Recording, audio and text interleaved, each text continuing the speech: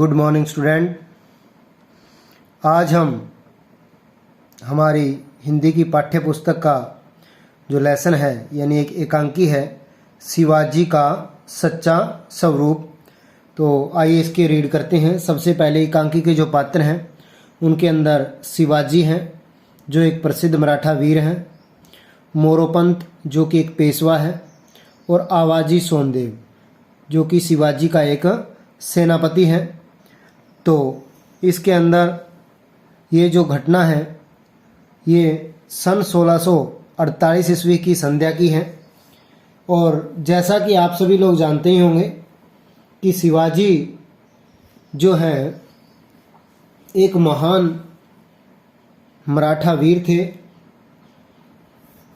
ऐसा कह सकते हैं कि वो हमारे राष्ट्र का गौरव थे। वे एक अपराज्य शक्ति थे, शौर्य और पराक्रमी थे। उन्होंने जो देश की शक्तियां थी उनको संगठित कर हिंदी स्वराज्य की स्थापना की। और ये जो स्वराज्य था वो एक धर्मनिरपेक्ष स्वराज्य था। धर्मनिरपेक्ष का मतलब होता है कि जहाँ सभी धर्मों को के साथ समान व्यवहार किया जाए। इन्होंने जो विदेशी आक्रमणकारी थे उनसे निरंतर लोहा लिया का मतलब होता है मुकाबला किया। और इस एकांकी में लेखक ने जो शिवाजी थे उनके पवित्र चरित्र का वर्णन किया गया है, जिसका एक नमूना हमें लास्ट में दिखेगा। तो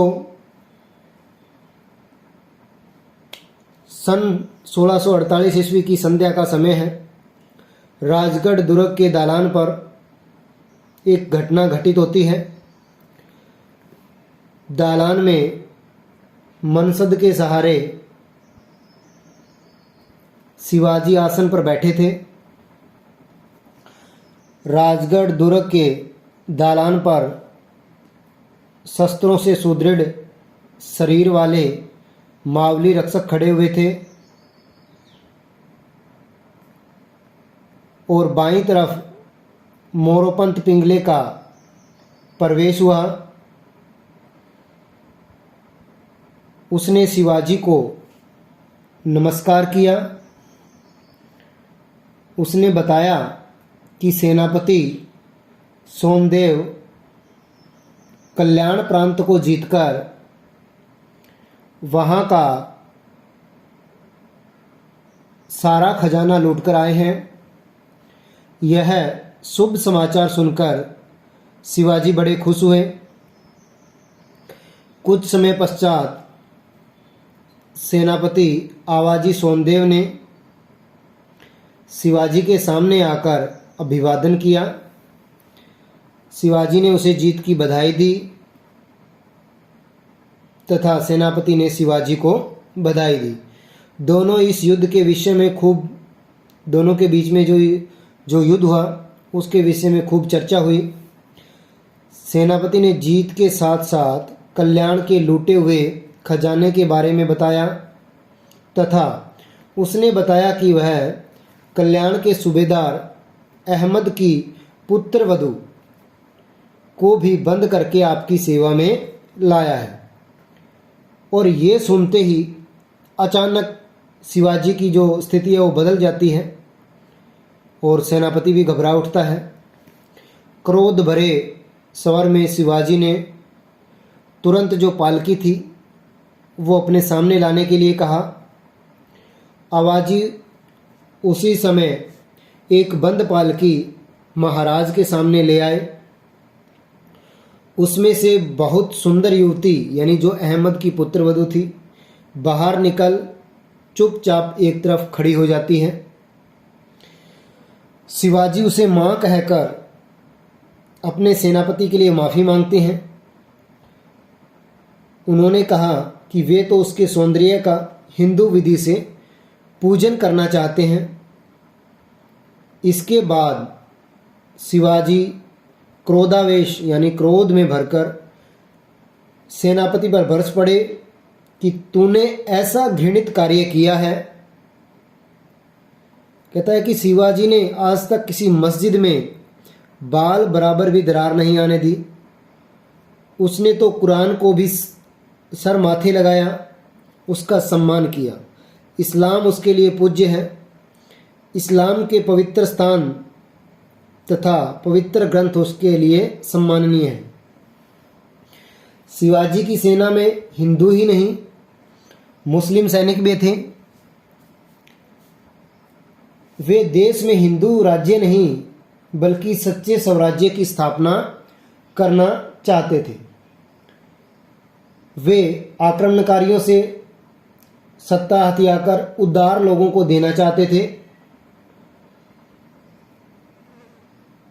वे तो स्त्री को माता के समान पूजनीय मानते थे। शिवाजी सेनापति के बुरे कार्य के लिए उसे फटकारते हैं, उसे बुरा भला कहते हैं और वो कहते हैं कि मुझे एक सैनिक के बुरे क्रम की वजह से बार बार पछतावा हो रहा है। वो पश्चाताप करने लगते हैं। उन्होंने उसी समय पहले तो जो अहमद की पुत्रवधू थी उसको कहा कि आपको बिल्कुल हिफाजत के साथ, आदर के साथ आपके शोहर के पास पहुंचा दिया जाएगा। और फिर ये घोषणा करते हैं कि आज के बाद कभी भी भविष्य में कोई भी व्यक्ति अगर ऐसा कार्य करेगा तो उसका सिर है उसी समय धड़ से अलग कर दिया जाएगा।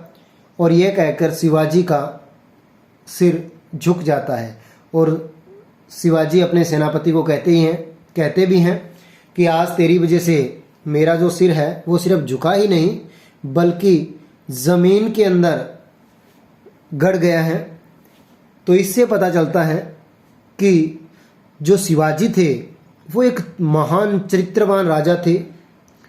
वो पर स्त्री मतलब दूसरे की स्त्री को माँ के समान समझते थे और इन्हीं आदर्शों के कारण वो भारत देश के एक सच्चे वीर और एक प्रभावशाली राजा के रूप में विख्यात हुए।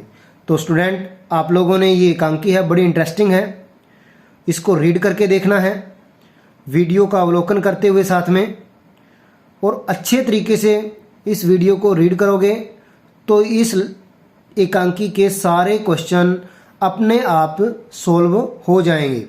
तो आप लोगों ने वीडियो का अवलोकन करते हुए और फिर इस लेसन को रीड करना है। Thank you.